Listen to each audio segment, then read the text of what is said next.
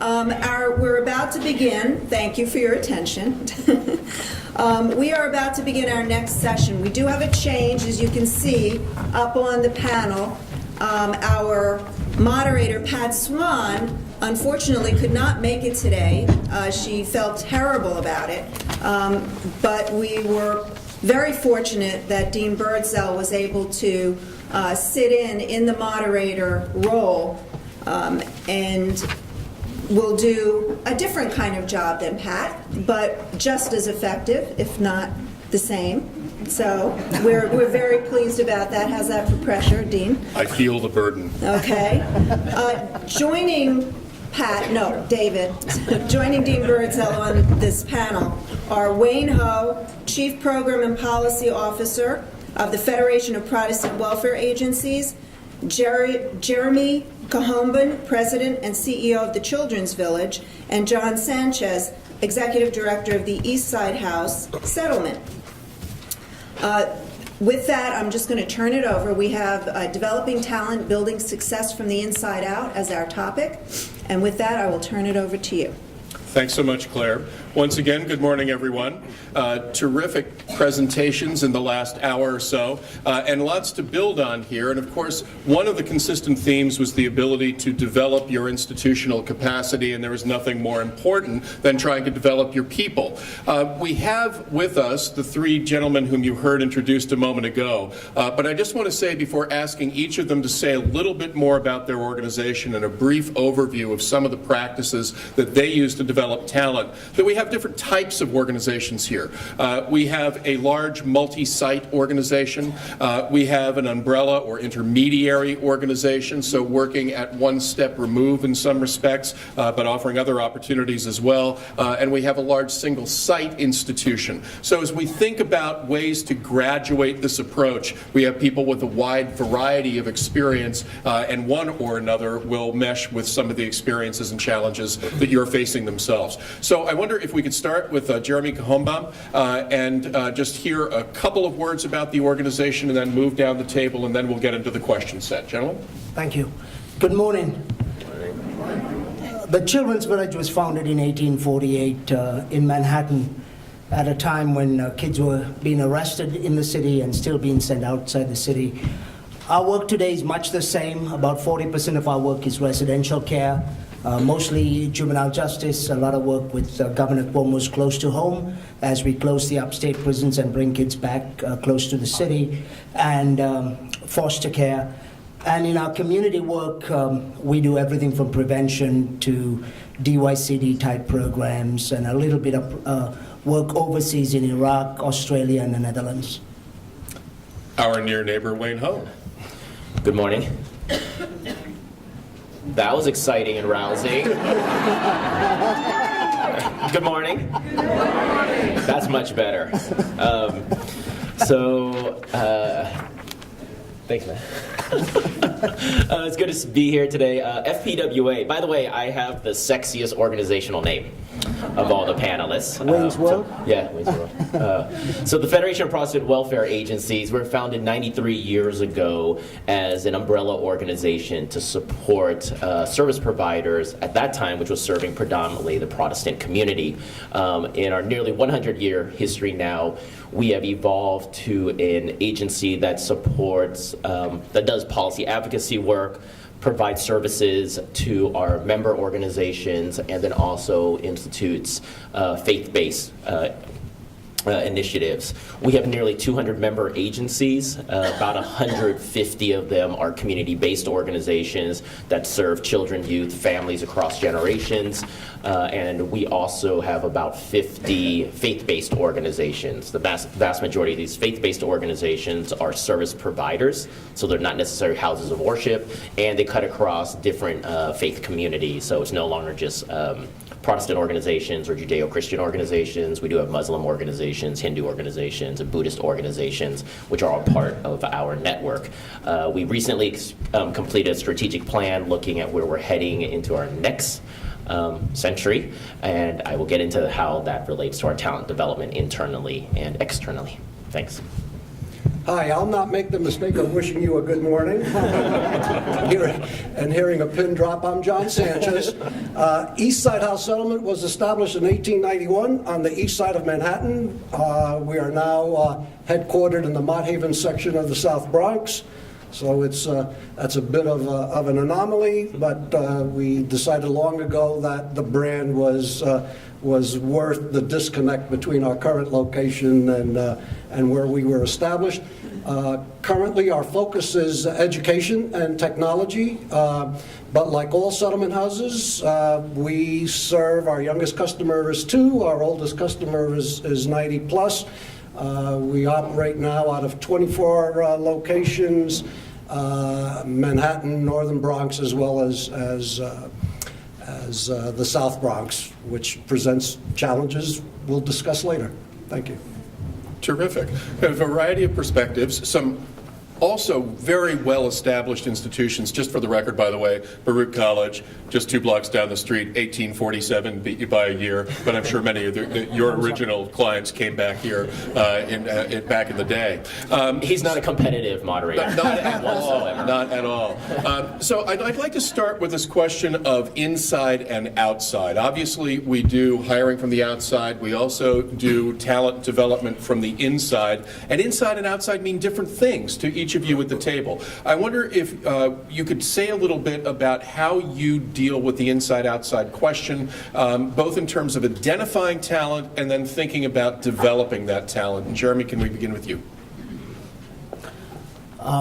We think inside talent often is our best talent. We believe that there's a way that we approach our work and a way that we do it.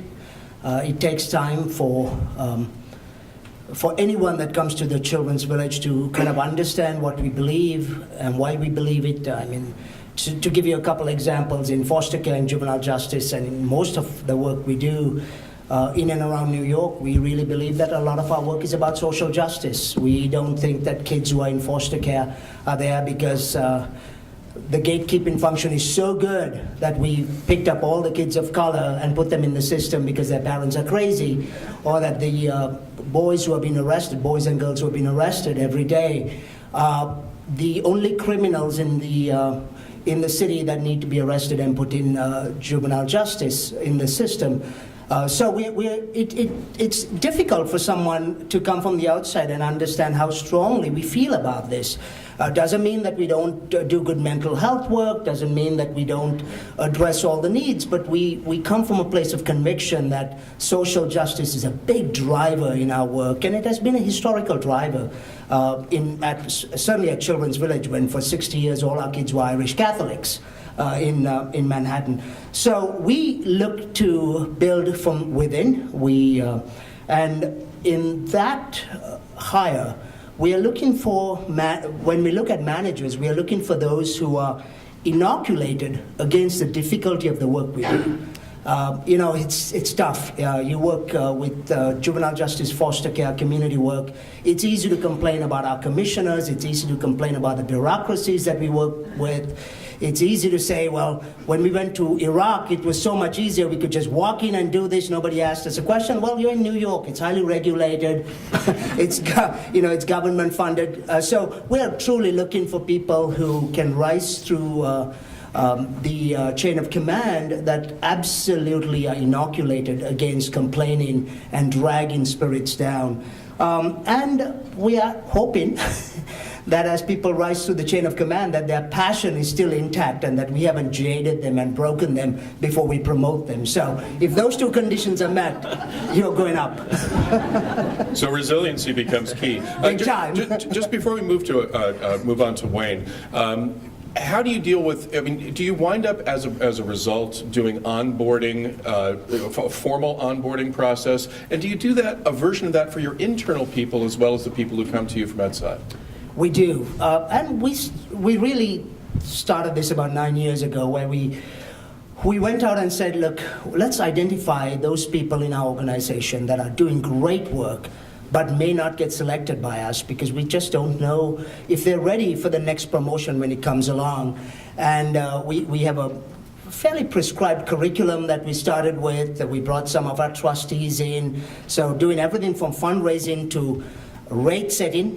If you're in foster care in New York and you're a manager and you don't know how to manage your rate, you're going to be a liability. So it began as a very prescribed curriculum that has morphed into something a little different, and I think something better, where we absolutely believe that if you're going to get promoted at Children's Village, you need to know, I need to know who you are. My chief program officer needs to know who you are. With 900 employees, plus if you add the schools, 1,300 employees in total, you could be great, doing some great work in the polo grounds, and if I don't know that you're good, I may not think of you, or my chief program officer may not think of you the next time there's an opportunity. So we've made it part of our management duty, or the burden, as you say, to make sure that our managers are introducing good people up the chain of command, not with a promise of promotion, but simply because they're good. And that has worked for us. Thank you. Wayne, very different situation, unless you're talking about FPWA per se. You don't have an inside in some respects, but you have the power of the network. How do you use it? So, as I mentioned, we have 200 member agencies, many of which are in the room today. One of our founding member agencies is the Children's Village, before Jeremy's time. He looks good for his age, but not that good. So, for us as an intermediary organization, it's important for us to look at improving the entire sector. And we also need to recognize there's a difference in the community-based sector from the faith-based sector. So our member agencies span from a $25,000 a year budget for a storefront church to a $250 million organization, which is going to get bigger due to a merger with another founding member organization. So for us, it's important to look at not just the size of an organization, but also what can we do to build the entire talent base across the hundreds of thousands of employees that are employed as part of our network. And as I alluded to, at FPWA, we recently completed a strategic planning process. And what we realized was that throughout our history, in our policy work, in our member and faith-based work, we are always aiming to reduce poverty, which is obviously important.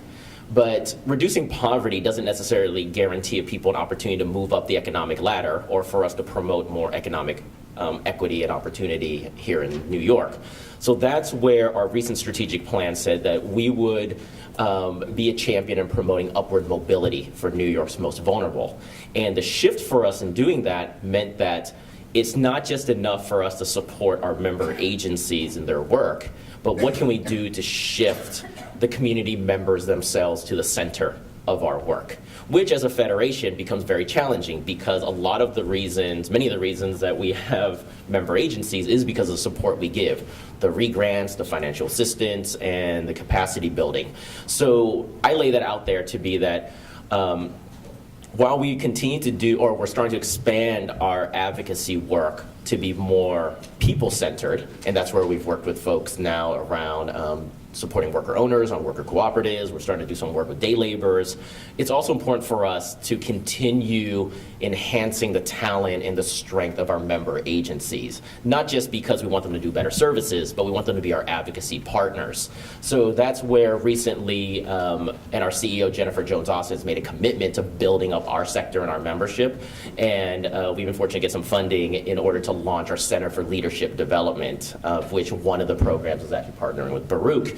But I put this out there that it's key for us to continue to do leadership development, not just professional development, but leadership development amongst our membership. And we've defined leadership development in 3 ways.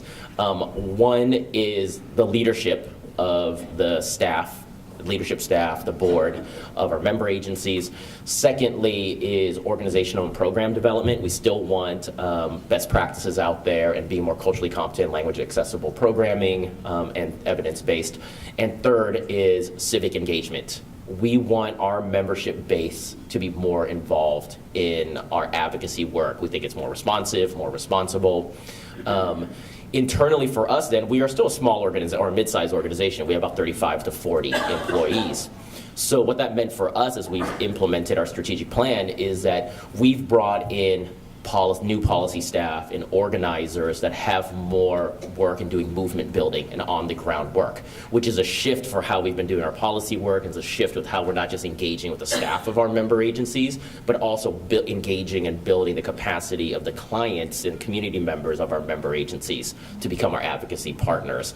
We're in 2014 was our first year of rolling that out, so we can get more into all the challenges and things that we had to do to overcome it and what that transition's meant for FPWA. But I think it's an exciting time for us to just have deeper reach into our for our member agencies and with the clients and community members that they represent and serve. Wayne, just a quick question before moving on to John. If I'm hearing you correctly, you're talking about institutional and personal development with a sector-wide focus, that you're trying to improve a sector, not just an organization for FPWA. We're talking about the entire nonprofit sector.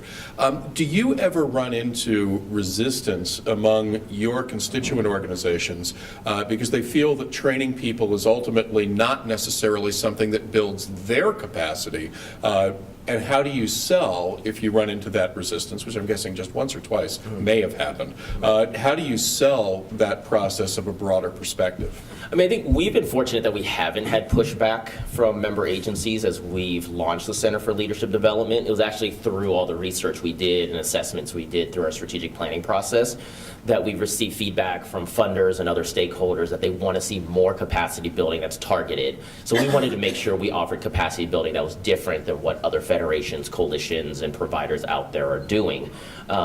So I think I would argue the only, not pushback, but the dynamic that we faced is that a lot of our member agencies have said, we need help on fundraising, we need help on board development, we need help on program evaluation. And then we started to build in more policy advocacy training, City Hall 101 trainings, Albany 101. Albany trainings are actually really scary too, because I get depressed when I do those trainings. You know, it's Albany season. Aren't we all excited to be on that 7:15 train to Albany?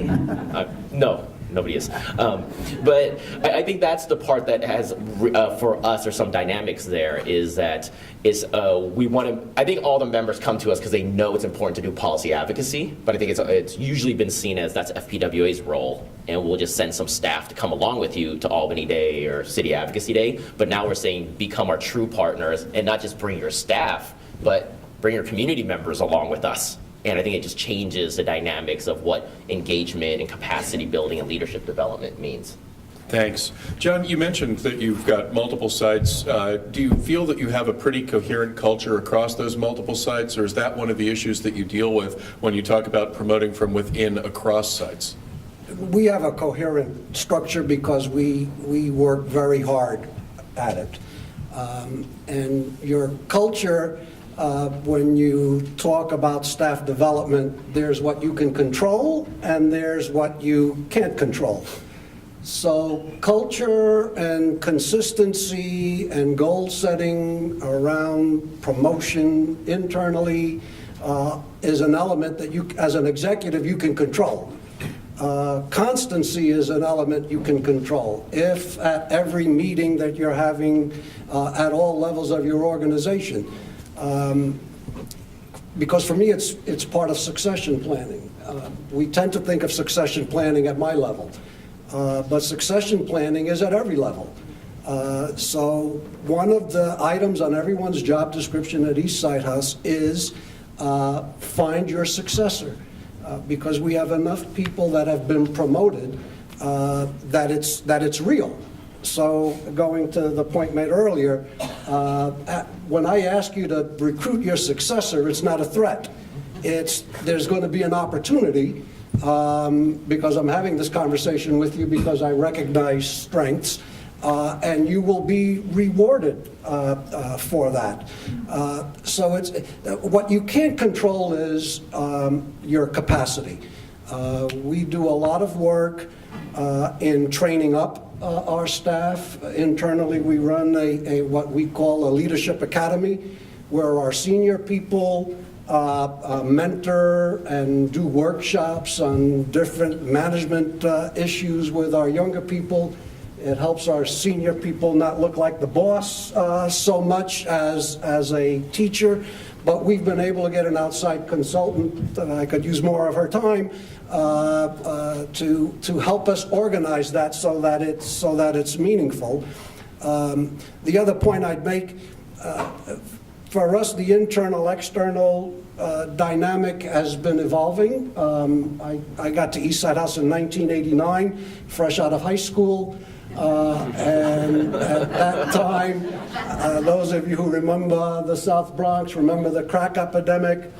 And my first associate director retired within the first year, had nothing to do with me. And when I advertised for his successor, my thinking was traditional. You know, I plugged that into the New York Times, and people would come in, and the question was, is it safe here?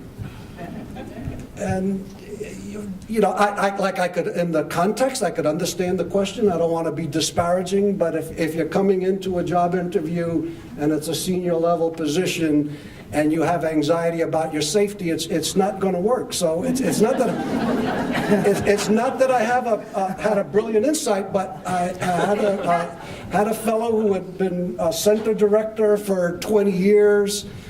He came in, he talked to me, he was very rough, but I promoted him. He worked out brilliantly for 6 years. He recruited his successor, who is now retiring, and that gentleman has now recruited his successor, who is the age I was back in 1989 when I got there. So it's something that we foster, and again, I tie it into a succession planning agenda.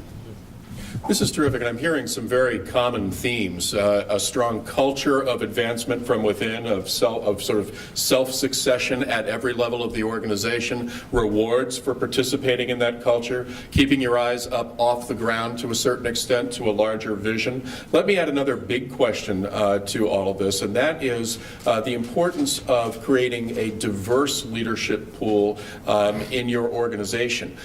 To what extent do you take that into account as a specific goal of your talent development and recruitment and your training programs, whether we're talking internally or externally? Although it'd be interesting to know where that balance falls on the internal-external piece. And let's begin with John this time. Sure. So we have a staff of 400.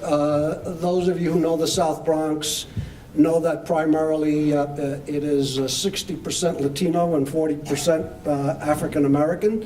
Our staff is our staff is 55% Latino, 35 to 40% African American, and the balance others. The others, we either recruit from the outside, or a very successful strategy for us has been our social work students. Every year we have 10 to a dozen interns from all of the schools in New York, and hardly a year passes by that we don't hire one of two of them in entry-level positions, and a number of them are now, one is our development director, and one is running our Jobs Plus site. So it's been an excellent tool, both in terms of identifying talent, but fostering a diversity agenda. And within that context, a slightly different twist. In '89, when I got there, within the Latino population, you were talking Puerto Rican people, which is my background. But now if you talk about Latinos in the South Bronx, you're talking Mexican, you're talking a large number of Dominican people. If you talk about African Americans or black folks, you're talking an increasing number of people from Africa, West Africa in the community. So our diversification agenda is geared towards the changing demographics of not only the South Bronx, as I mentioned earlier. We have a presence now, maybe I didn't mention it, we have a presence now in the Inwood section of Manhattan, which is a gateway for the Dominican population. So as we hire more of those folks, they get on the escalator as well. So increasingly, you're seeing folks from those backgrounds in senior management positions. Wayne, how does that work at FPWA? First, I just want to acknowledge, I think it's odd that we're talking about diversity and we have 4 guys up on the panel. Thank you. I mean, there's obviously ethnic and racial diversity on the panel, but in terms of all types of diversity, we got to keep that in mind. And do remember, I'm Pat Swan.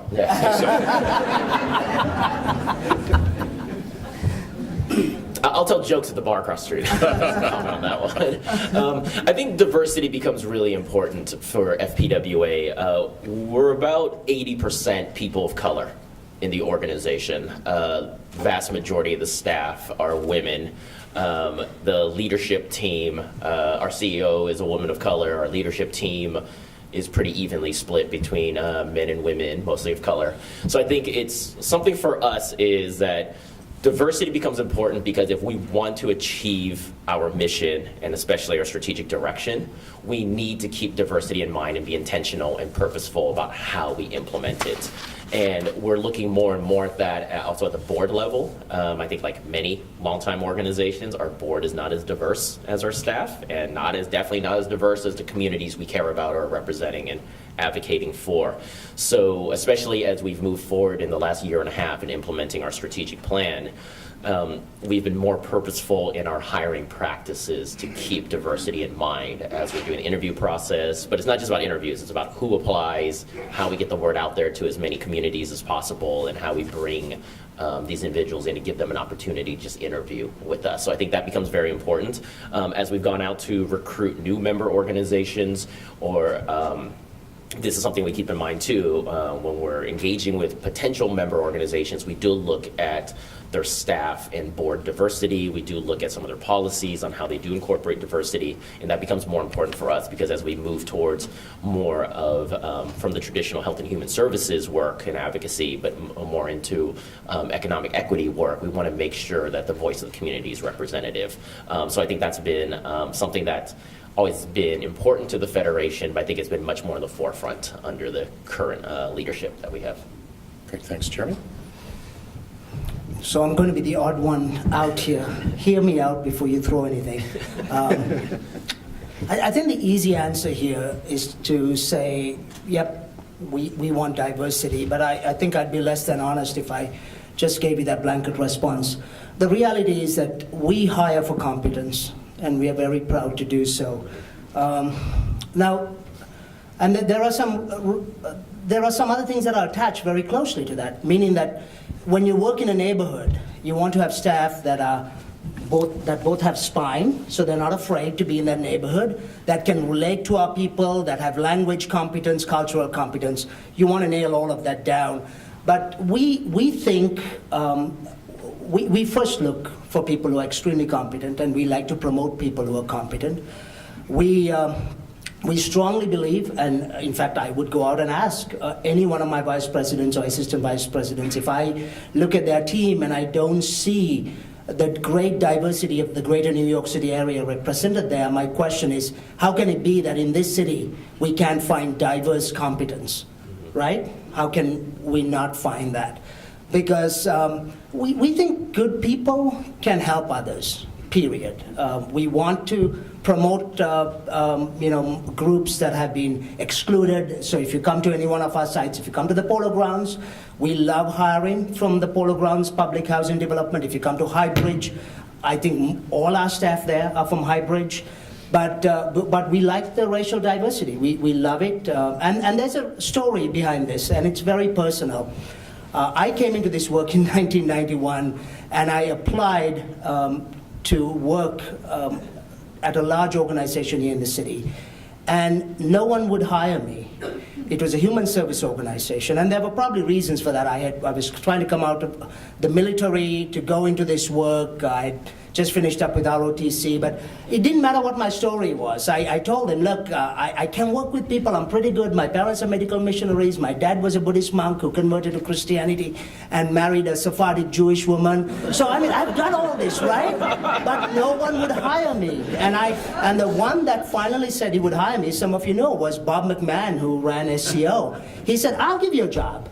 And I was like, boy, and all these other people missed a guy that had some great ideas, worked really hard, but they couldn't get past the fact that I looked Asian, I spoke with this weird accent that was not Indian, so they kept asking me, are you Indian? I'd said no. So they got hung up on all these external characteristics that I had and never got to who I was. So We love the diversity at Children's Village. If you see our team on any day, sometimes our team's on panels, and I sit at the back and I say, I love the fact that we are so diverse. And we think you can meet the target of competence in this city while also being representative of the great diversity, the immigrant diversity, the racial diversity, the regional diversity of this city. Thank you so much. I've got a couple of more questions for these gentlemen, but I know that you have many more questions as well. So this is the time to turn to your cards, fill them out. There will be people picking them up, and I will be happy to be your amanuensis and voice those questions a little later on in this panel. Okay, let's pose a situation. You need training. You see that there are people who have to be developed in some way. Maybe it's toward leadership per se. Maybe it's a relatively more technical skill set.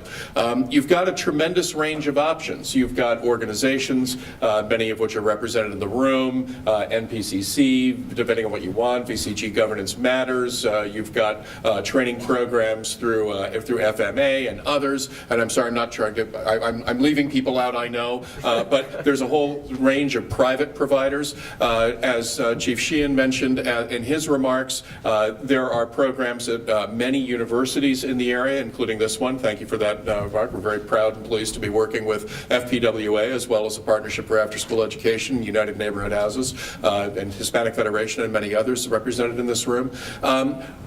Where do you go?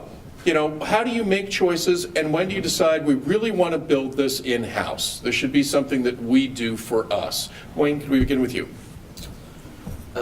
So a lot of the work that, let me break down by buckets. I think the first, for internal, we try as much as possible to have current staff, regardless of positions, regardless of title, regardless of department, share their expertise, and whether it's simple in-service days, retreats, or coaching of other existing staff. And we find that to be a very important methodology for us. It's also very cheap for us to go that route. We just have to provide pizza for folks. And I think that's where, as we've brought in newer staff as well as promoted from within, we've been able to establish the expertise and get a better assessment of what are the assets and skills that our current team has. So whether it's through our full organizational meetings, whether it's department meetings, we've been make sure to bring that expertise to the table. We've also had a lot of discussions with our directors and others who have direct reports to make sure that we tighten up our annual performance review process and actually build in performance or professional development goals, but make sure it's a safe process, that we're not trying to be punitive if you don't reach your professional development goals, but how can we support you? And we've also built in a much better professional development budget. So giving each staff an allocation to actually go out and find these services. So I think the second part of it is that we will go out and seek experts or participate in other trainings. I think a lot of it, as we all know, is always, much of it's word of mouth. I think it's a weird market in New York City. I think we're all members of everybody else's member organizations here. So we're fortunate to be able to send staff to NPCC trainings or send staff over to other trainings that colleagues do. And I think that's been helpful for us to do that. But I think when we see and identify those staff members that we know can go to the next level, which John and Jeremy talked about, that's when we do put in bigger commitment to the longer term program. So whether they're fellowships, whether they're classes, whether it's Coro New York Leadership Center, those are the ones we want to have a deeper dive, to have true coaching, and have coaching not from an internal person, from an external person. So I think that's where it becomes important for us to do development that way. And we do get a lot of word of mouth from colleagues and from staff who've gone through programs where we end up judging whether or not it's something we want to continue paying for and it's worth the time of our colleagues. Thank you. John? So we do an inside-outside, as Wayne has described. Internally, I insist in all of our departments that we do cross-training, so that in fiscal, the person that's handling the DYCD portfolio needs to know how to handle the early learn portfolio, and vice versa. That prepares people for increased responsibility. I mentioned earlier our Leadership Academy, where we have senior staff members conducting workshops with younger staff members. We provide time for people to go to school. We have a woman who is our chief procurement officer who 3 years ago graduated from our high school equivalency degree program, and 2 days a week, 2 afternoons a week, she goes to Lehman College. Because no good deed goes unpunished, she's studying psychology, so when she gets her degree, I'm going to lose my chief procurement officer. But it's nonetheless a great story and a great example that's repeated. And then we use the outside resources. We've sent people here to Baruch for middle management training, to Columbia. UNH is very active in a variety of both internal and external training opportunities. Development directors meet, fiscal people meet, and people in the same jobs from across the city can talk to one another. And we are very, very disciplined about taking advantage of all of those and providing staff with the time. A, it feeds the culture, but B, it makes the notion of progressing up in the organization more real. Thanks, Jeremy.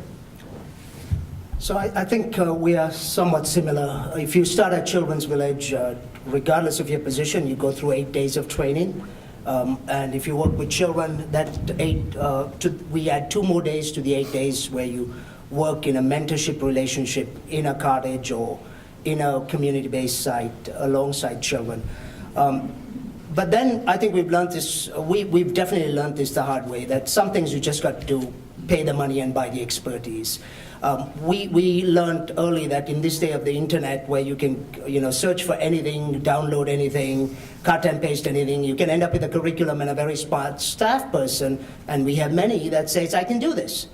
But that's not real, especially we do a lot of evidence-based work, and about 6 years ago we said, look, we can't cut corners on this. Either we get it from the expert or we don't do it. And in fact, today we have the Seattle Medical School on our Dobbs Ferry campus in Westchester. They're here for 5 days training our staff on MST Fit.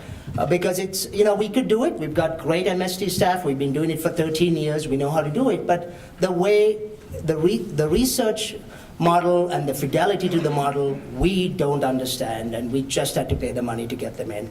And then the final thing that we do for our managers, and again, it's expensive, but it has yielded us great results, is coaching. If you want to promote a manager, and a little bit of coaching when they run into a difficult situation helps them out.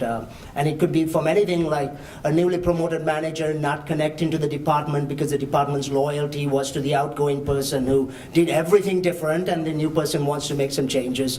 A little bit of coaching helps, and we budget about 50 hours of coaching a year to make sure it's available to our senior staff.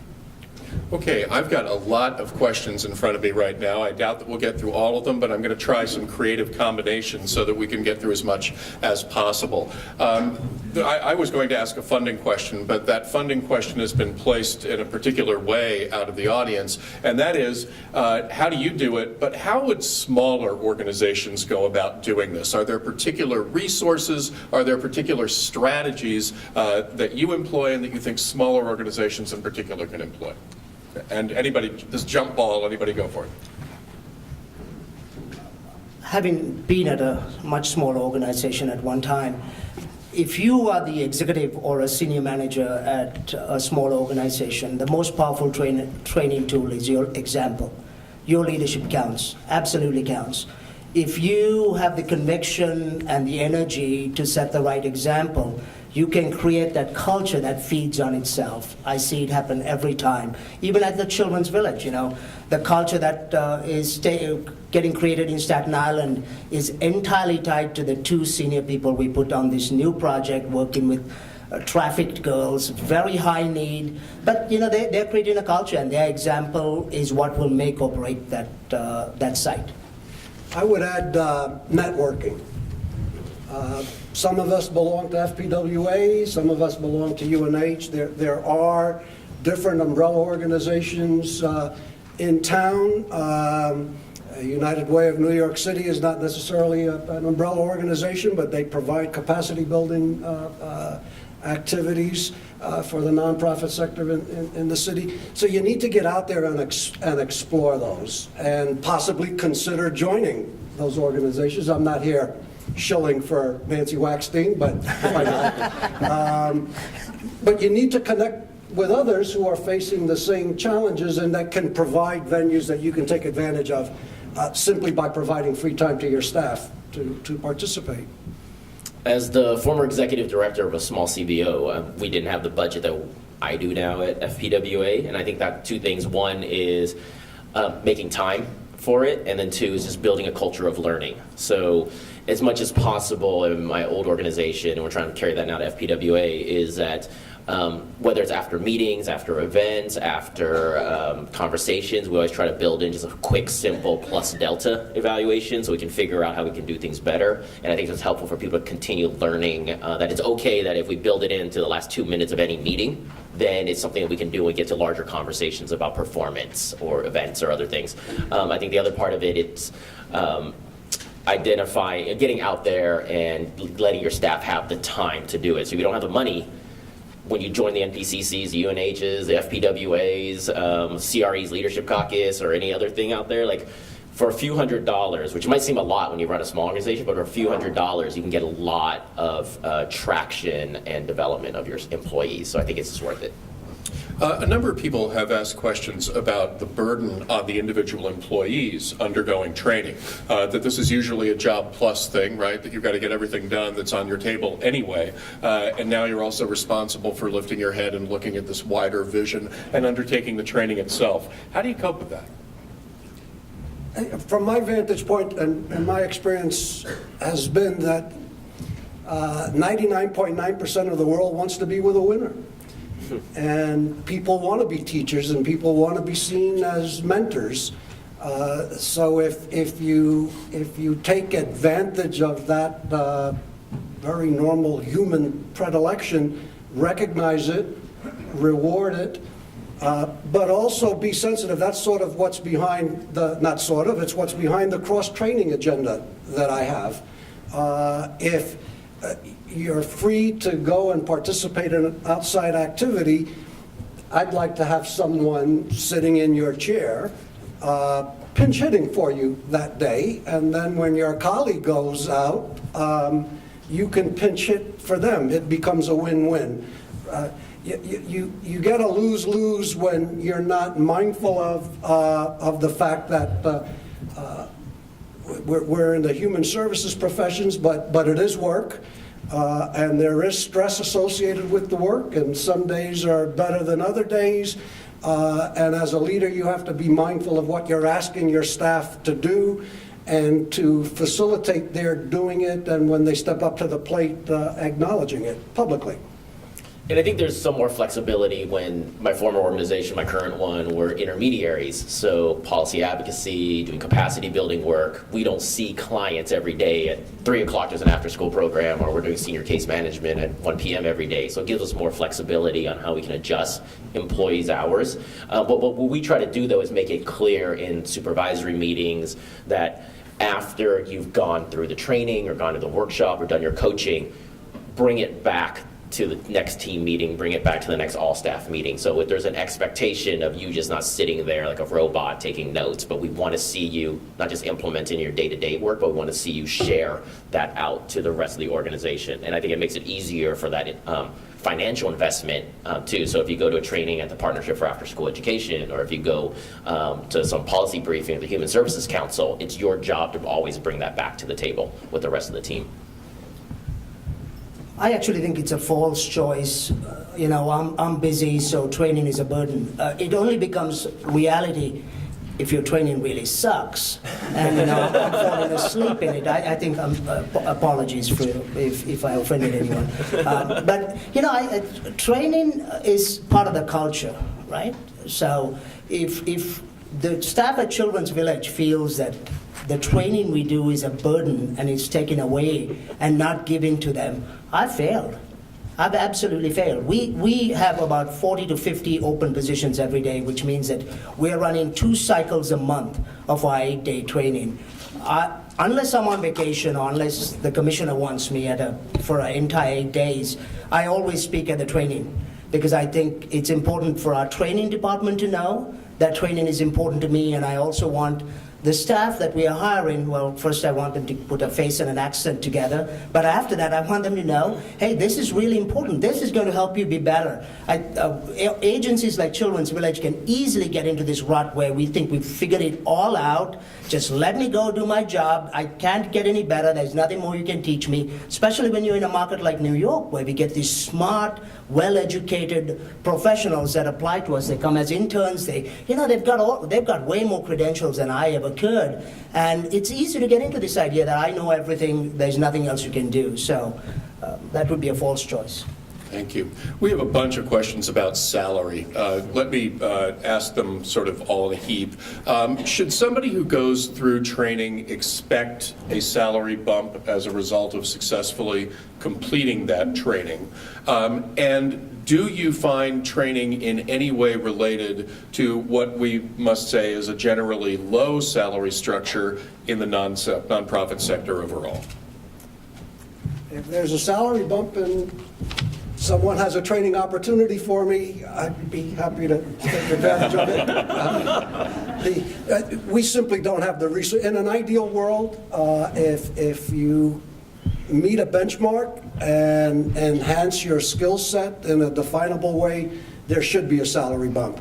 In terms of our business model, it doesn't work that way. It can't. The salary bump comes when you've done the training, you've achieved the skill, a more senior position opens up within the organization.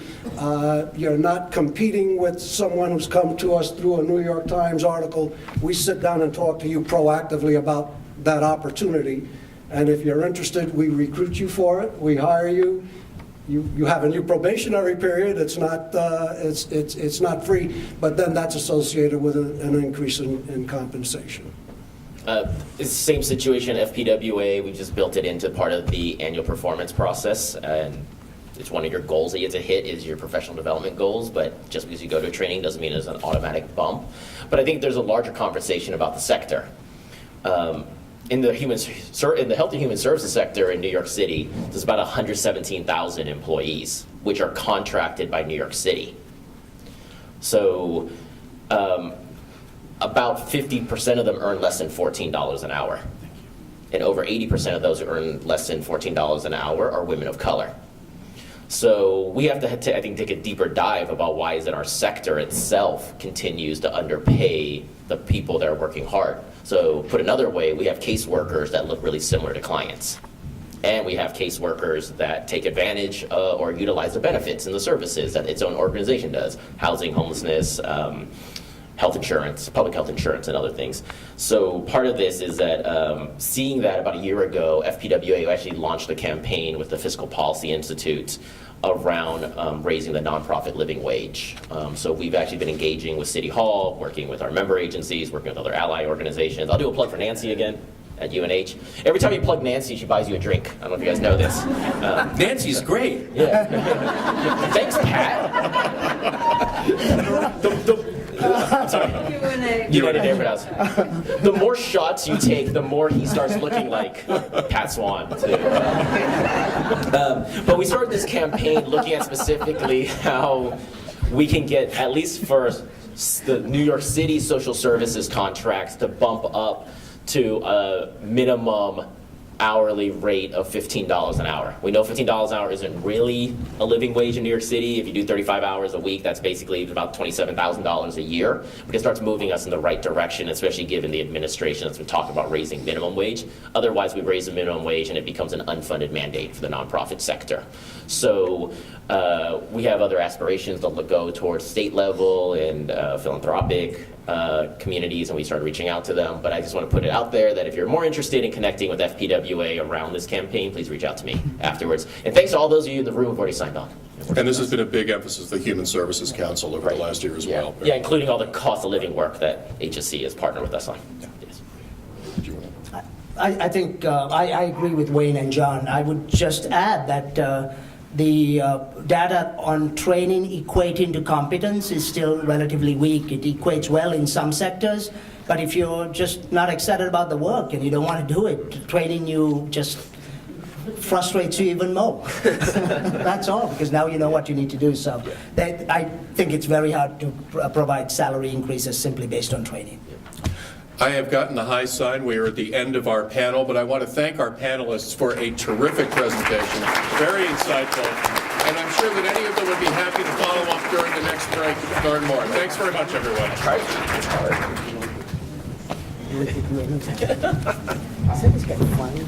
Thank you very much, all of our panelists. David, I just want to take a moment to thank you for stepping in at such short notice for Pat Swan. So thank you, David. Thank you, all of our panelists.